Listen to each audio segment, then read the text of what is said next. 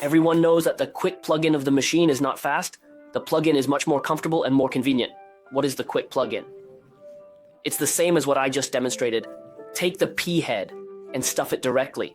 You don't have to lift the cross ballistic. The red machine I'm talking about is old-fashioned. You need to lift it up and stuff it in to get stuck. And now there are a lot of new machines.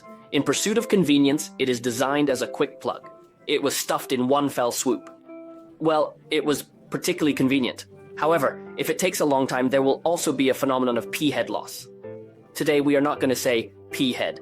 Let's look at quick, and not what mysteries are hidden in its meaning. Let's open the two chucks one after another to show you.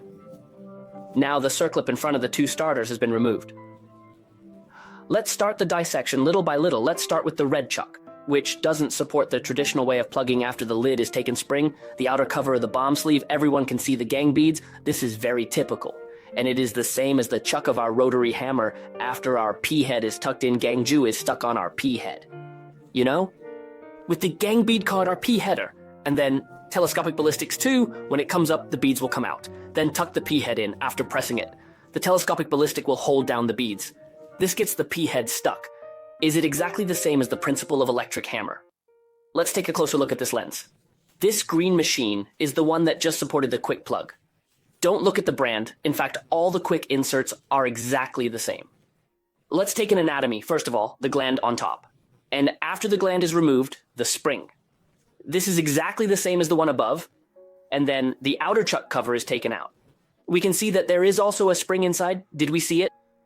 There's also a bead underneath the spring that is on top of the spring. The beads below play a role for us to see. Make a plug in one snap. When plugged in, this spring will go down. When plugged tightly, the upper trajectory will eject and press the spring. So when it doesn't come out to get it, we need to bring it up again and loosen the spring loosening. This gang bead is probably one more reason, beads and a spring. And the top output shaft, this hole becomes a long hole.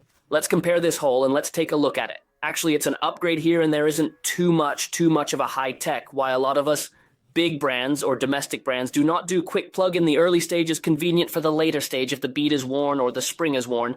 It will cause a splitting head to fall off when it is being hit, causing a quick plug to malfunction. So stability is not as good as this kind of not having a quick plug.